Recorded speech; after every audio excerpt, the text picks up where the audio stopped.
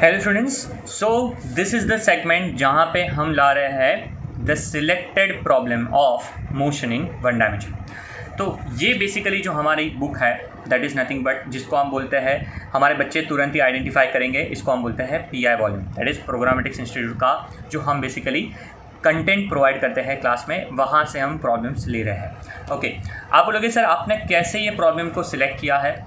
बहुत ही सिंपल था। जब हमने क्लास में ये चैप्टर पढ़ा that is motion in one dimension, उसके बाद हम लोगों ने एक होमवर्क दिया था बच्चों को और there were around first segment में हमने 80 क्वेश्चंस दिए थे और 80 में से हमने सिलेक्टेड बच्चों को जब दिए 80 क्वेश्चन दिए तो बच्चों ने डाउट्स पूछे, उसमें से हमने सिलेक्टेड 30 डाउट्स लिए हैं। डाउट्स जो आए थे उसमें से हम 30 क्वेश्चंस में हम लोगों ने क्या किए, क्यूरेटेड रखे हैं और वो 30 क्वेश्चन को अब हम डिस्कस करने वाले हैं। ओके, तो यहाँ पे मेरा जो बेसिकली आपका मैं बताना चाहूँगा कि जो एम है वो ये है कि क्वेश्चन का जो क्वालिटी हो वो अच्छा रहे, at the same time different अलग अलग कंसेप्ट के क्वेश्चन हम डिस्कस करें। ओके, तो सबसे पहला क्वेश्चन मैं डिस्कस करना चाहता हूँ, क्वेश्चन नंबर 3, जहाँ पे यहाँ बोल रहे हैं कि हमारे पास एक डिस्प्लेसमेंट दिया है that is AT³ plus BT² plus CT plus D और हम लोग को रेशियो चाहिए initial acceleration and initial velocity का। देखो यार, ये वाले कंसेप्ट बेसिकली ये क्वेश्चन जो रहता है वो काफ़ी यार इजी वाला है, जहाँ पे हमें क्या करना होता है कि जब बात कर रहे हैं एक्सेलरेशन और वेलोसिटी की तब आपको ऑब्वियसली दिमाग में चलना चाहिए कि यहाँ पे मुझे डेरिवेटिव यूज़ करना पड़ेगा। सो सॉल्व करने का तरीका जो मैंने यहाँ पे सॉल्व किया है वो ये होगा। सबसे पहले हम इसका डेरिवेटिव लिखेंगे that is 3AT² plus 2BT plus C। मैंने जब हमारा एक इंट्रोडक्शन हुआ था तब बताया था, प्लीज़ यार ये तब आप अटेम्प्ट करना या देखना जब आपका डेरिवेटिव इंटीग्रेशन स्ट्रांग हो। ओके, तो हमारे पास ये डेरिवेटिव लेने के बाद वेलोसिटी मिलेगा। यहाँ पे जब आप t=0 सब्स्टिट्यूट करोगे तो हमारे पास क्या बचेगा, C बचेगा। ओके, ये हो गया इनिशियल वेलोसिटी। वैसे ही वन मोर टाइम डेरिवेटिव ले लेते हैं तो क्या आ जाएगा, 3AT² का 6AT प्लस 2B, C का डेरिवेटिव 0, अगेन t=0 डाल दो तो 2B आ गया बराबर। तो रेशियो ले लेते हैं acceleration upon velocity at t=0, तो आंसर क्या आ जाएगा, 2B/C। So option B is the correct answer बराबर। So this is the question 3 just जो आपको सॉल्व करना है। ओके, दूसरा क्वेश्चन हमारे पास अब मैं लेना चाहूँगा जो बेसिकली AIEEE नहीं बट कि AIPMT 2015 में आया हुआ है। ये क्वेश्चन सिमिलर है, इजी है, तो ज़्यादा दिक्कत नहीं है। ये वाला क्वेश्चन हम देखते हैं। अच्छा, यहाँ पे क्या बोला है कि हमारे पास वेलोसिटी अब as a function of time नहीं पर x के फंक्शन में दिया है। Okay, that is βx⁻²n। अच्छा, अब यहाँ पे हम क्या करते हैं कि अगर आपको एक्सेलरेशन फाइंड करना है तो इसको करने का तरीका क्या है। सो यार यहाँ पे आपको तुरंत ही दिमाग में आना चाहिए, जब मैं क्लास में करवा रहा था एक्सेलरेशन फाइंड करने के 2 टेक्निक होते हैं, पहला dv/dt, दूसरा v/dv/dx। ओके, कब कौन सा यूज़ करना, जब velocity as a function of time दे तो dv/dt, जब velocity as a function of displacement तब v/dv/dx। ख़त्म। तो कैसे सॉल्व करेंगे, उसके लिए मैंने यहाँ पे सॉल्यूशन अगेन प्रोवाइड किया है, v इज़ βx⁻²n। हम क्या करेंगे, ये फॉर्मूला यूज़ करने वाले हैं, तो हम करेंगे dv/dx इक्वल टू इसका डेरिवेटिव। तो डेरिवेटिव जब लेंगे तो क्या आएगा, -2n βx⁻² -1। अब v/dv/dx करना है तो क्या करेंगे, a इक्वल टू ये वैल्यू उठाओ यहाँ पे डालो जो v के बदले आएगी, dv/dx आपने निकाला है, ये वैल्यू उठा के यहाँ पे डालो, मल्टीप्लाई करो तो देखो माइनस माइनस आगे रहेगा, 2n रहेगा, बीटा इंटू बीटा β² बनेगा, x⁻²n x⁻this पावर्स ऐड होते हैं तो ऐड करो तो -4n -1। इसीलिए option number B is a correct answer, ये वाला करेक्ट आंसर हो जाएगा बराबर। सो ये जो क्वेश्चन थे बेसिकली वो थे elementary concept of derivative and integration.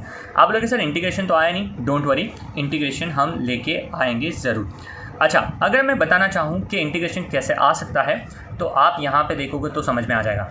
देखो यार, यहाँ पे वो वेलोसिटी दे रहे हैं और आपको डिस्प्लेसमेंट पूछा है बराबर, तो यहाँ पे वेलोसिटी से डिस्प्लेसमेंट जाना है। अभी तक क्या था, डिस्प्लेसमेंट से वेलोसिटी डेरिवेटिव, वेलोसिटी से डिस्प्लेसमेंट इंटीग्रेशन, तो इसका इंटीग्रेशन आपको करना पड़ेगा। इंटीग्रेशन करते हैं ना तो आपके पास लिमिट आनी चाहिए। अब लिमिट कैसे फाइंड करते हो, आपको दिया है x इक्वल टू 0 पे टाइम 0 है, तो टाइम इक्वल टू 1 पे x कितना होगा, हो गया, लिमिट आपको मिल गया। इसका इंटीग्रेशन आपको पता होना चाहिए, कैसे, v0 का integration v0t plus gt square by 2 plus ft cube by 3। यार अगर मैं लॉजिक भी अप्लाई करूँ ना, logic v0t plus gt square by 2 plus ft cube by 3, मतलब डिवीजन में कुछ तो आ रहा है ना, ये ऑप्शन में नहीं आ रहा क्या कुछ डिवीजन में, तो option C is the correct answer. देखो मुंह बोली क्वेश्चन किया है ना, तो ऐसा कर सकते हैं जब आपको डेरिवेटिव और इंटीग्रेशन के कंसेप्ट एकदम ही स्ट्रांग हो जाए। Okay, so this was about the question number 7। Okay, so ये था elementary concept of derivative and integration. अब चलेंगे हमारे नेक्स्ट कंसेप्ट पे जिसका नाम है motion in a straight line, बराबर। अब यहाँ पे एक बहुत ही इंटरेस्टिंग क्वेश्चन मैं डिस्कस करना चाहता हूँ जो बेसिकली आया था APEMCET मेडिकल में। ओके, बहुत ही बढ़िया क्वेश्चन है ये।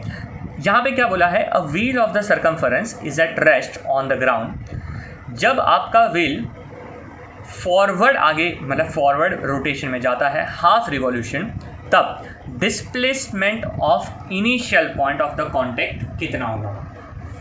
बहुत ही प्यारा क्वेश्चन है। इसको सॉल्व करने के लिए पहले अगर आप एक डायग्राम बनाओगे तो बहुत अच्छा होगा। सो देखो, डायग्राम आपका कुछ ऐसा दिखेगा।